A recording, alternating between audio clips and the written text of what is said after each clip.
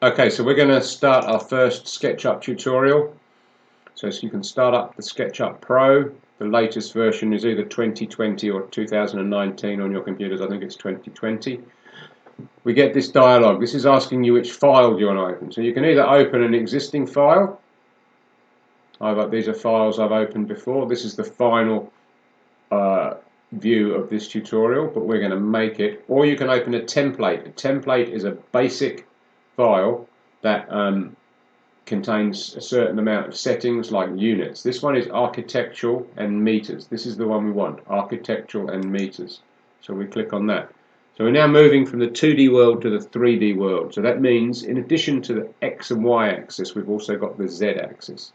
So here you can see I've got this person here. Now this person is just an object. It can be deleted. So I can just press the delete key and delete them. And I can go edit, undo, erase, and they come back. You can always undo what you did before. Okay, the person is actually quite good to give you a sense of scale for what you're drawing. So we actually get an idea of how big it is. So I would leave them in for now. This is the tray where there's some different different dialogues here. Sorry, these can be opened or closed like this. It's important that you open this instructor one so you can see it. You might need to scroll down a bit. You need to be able to see this instructor one because it gives you options for that particular tool. You see this mouse pointer tool here is the select tool. If we can use it to click on entities, but if we press one of these keys with this mouse pointer tool, we get a slightly different function. Okay, so you can see here the axes. The blue axis going up is the Z-axis, this green axis is the Y-axis, and the red axis is the X-axis. So you can always remember this: X, Y, Z, R, G, B, red, green, blue. Okay, so quite easy to remember which one's which. Now the first thing we've got to learn to do is we've got to learn to navigate around the screen. Now we do that using three tools. These are Orbit, Pan, and Zoom. Orbit, you press the central mouse button on your mouse, the scroll wheel, press it down, and you can orbit around like this. So press it down, move it, lift up, press it down, move it, lift up, press it down, move it, lift up. It's always better to do little strokes like this than try and do long, big ones where you run out of room. Zooming, you simply scroll in and out, and it will zoom in and out on wherever the mouse is. So if I want to zoom in and out on this particular person, I'd zoom with the mouse over them. If I wanted to zoom in on something over here, then I would put the mouse over here when I want to zoom on it. The third thing you can do is you can press the shift key and hold it down, and then you press the central mouse button, and then you get the pan tool, which moves you across. So between the orbit tool, shift, press, pan tool, and the zoom tool, you can navigate anywhere you want on this drawing. We can go all the way around back to where we were. You can go all the way over and back to where you were. Okay. Alright, so this is back to kind of where we were, where the green axis is going this way and the red axis is going this way. If you see here, when I press the orbit tool, I get the options for using the orbit tool. So if I press the shift as well, then I get the pan tool. So pressing the shift, I get the pan tool. Okay. Alright, so moving on now. First thing we need to do is we need to save this. So we'll go File, Save As, and save it in your documents. I'm going to call it First Tutorial. And this is an SKP file. Okay, so once I save it, if I go into Documents, you can see here it is, First Tutorial, and you can see the type of icon it should have. Alright, so now we've talked about the axes, X, Y, Z, R, G, B, red, green, blue. We can draw. These are axes. Now there's also three planes here. Now we can draw on this horizontal plane. That's like drawing on the ground. We can draw on this plane, which will be like drawing on this wall. And we can draw on this plane, which is like drawing on this wall. Okay, so we're going to see that in more detail now. We're going to draw a rectangle. So if I click on this tool here, this is the rectangle tool. Now I'm going to put it down here, and you see it goes green here, so that means it's going to draw, sorry, it goes blue here. That means it's going to draw on the horizontal axis, which is opposite this blue one. So if I click here and drag it out and click again, and I get a nice rectangle. If I want to get out of this tool, I press space and I go back to the select tool. Now, if I want to select this, I can just drag with the mouse button and delete. Now, it's very important with SketchUp. Most of the tools for drawing or modifying, you don't click and hold down and then drag while you're holding the click down. So if we go back to this tool, I click and release. So that's a click and release to get the first point, and then I click and release the second point. If you click and drag, you will get into trouble with some of the tools later on. The only tool that you're going to click and drag with is, if I press space now to get back to the select tool, is the select tool, which selects that, and I can go delete. So I'm going to do that one more time. I'm going to click on the click on the rectangle tool. I'm going to draw like this, and you can see I can actually orbit while I'm in this tool if I press the central mouse button down, and it doesn't affect what I'm doing. Then I'm going to click and release, and I get a rectangle. When I drew that out, it drew out in blue because it's on this plane which is opposite this axis, so this is going to draw in blue.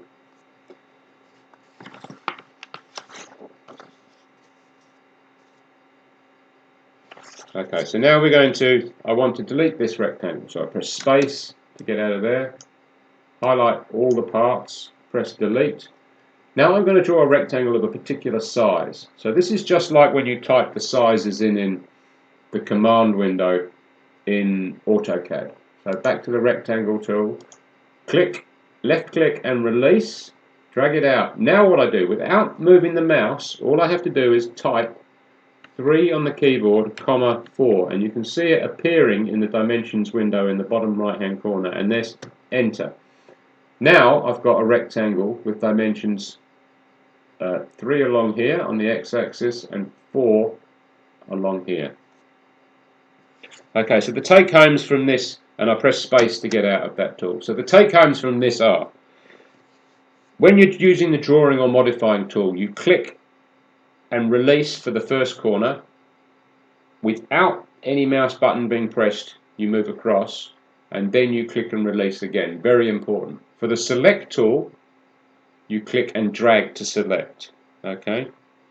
The other point is that once you've got the first point of a rectangle here, although it's all moving around and you can set the distance manually here, you can type in the exact measurements here. This is very important. It's very important to put direct measurements in.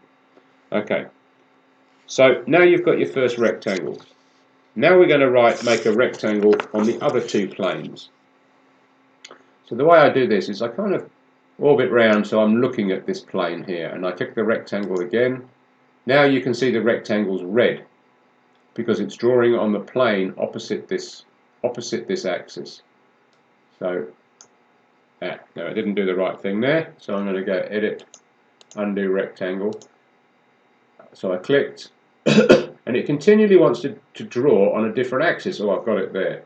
But what I can do is I can actually force it to draw on that red axis by pressing the right arrow key on the keyboard, okay? And then it says, you see it says here, constrained on a plane.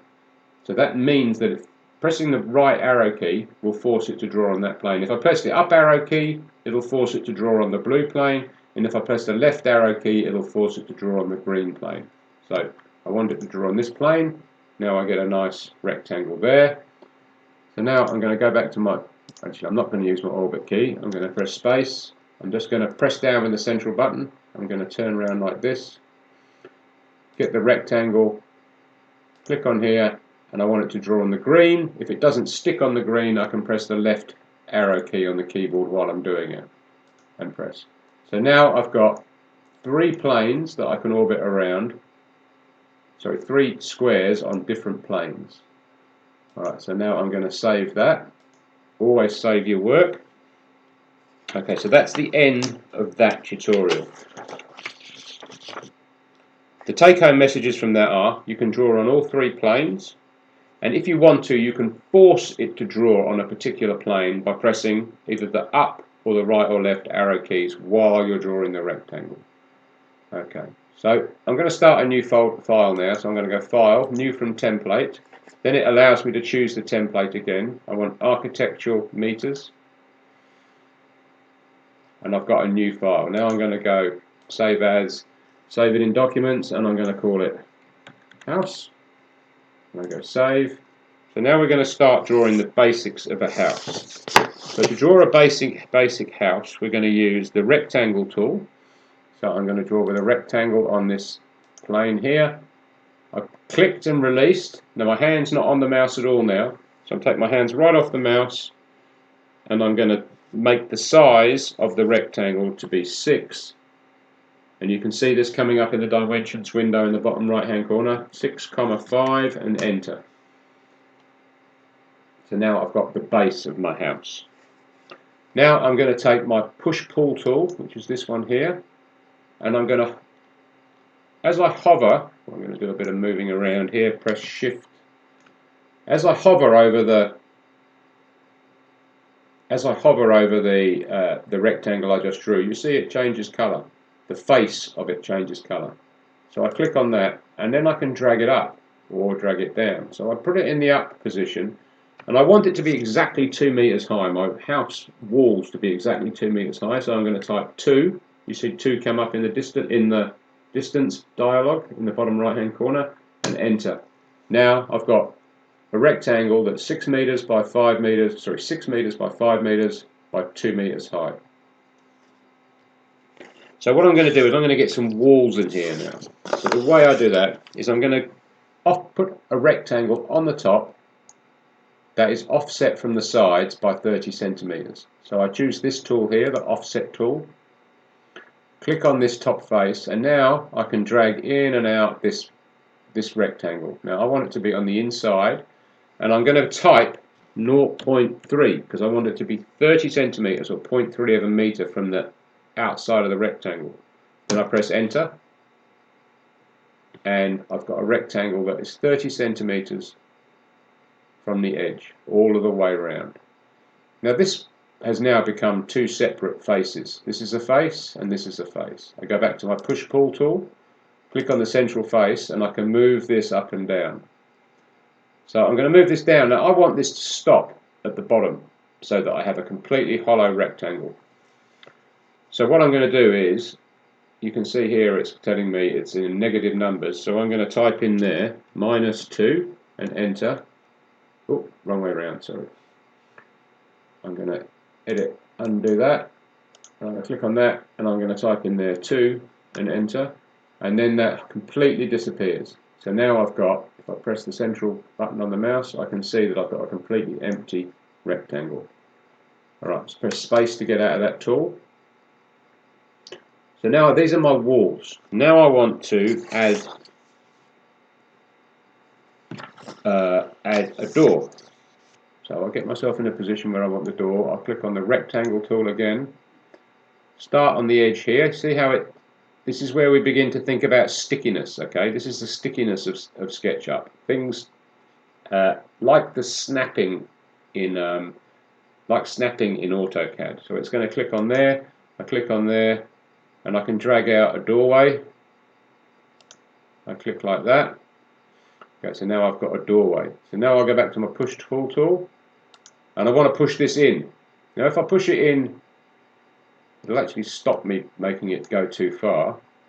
But I want it to actually stop exactly on this edge here, so that it makes a hole for the door frame. So what I do is I push it in, see I can push it out and in, and then I bring this up here. And as long as one of these little squares or circles appears on that line, it'll stick that push-pull to that edge. Then I press click, and then I get the doorway. And remembering here that what we're doing is we're clicking and releasing for each action. We're not actually dragging with the mouse down. So now if I do undo that again, and I want to do it again, so I click and release. Now I can move it in and out. So my fingers are not on the pressing of any of the mouse buttons. Put it into here, and then come up here to stick it to that edge, and now I've got a door frame. So now we're going to add some windows by the same way. I can add some windows, push-pull tool, same thing, going to stick it to the edge, another window. Now if I wanted, because I know those walls are 30 centimeters thick, once I get the push-pull tool, I can just push this in a bit, and then I can type 0.3 on the keyboard, and it will do the same thing because I know those walls are that thick. But if you didn't know that the walls were exactly that thick, you just draw your rectangle on the wall, go to the push-pull tool, push in, and then use the stickiness to get to on the edge to tell it where to go, to how far to push in. So I'll do that again, push on the push-pull tool, and now I've got a house with 4 windows and a door. Always save, always save. So now I've saved it, press space to get out, and that's the end of the first tutorial. If you have trouble with the pushing the doors and windows in, then watch the video that's on the document that goes with this tutorial, and then carry on with the beginner's resources.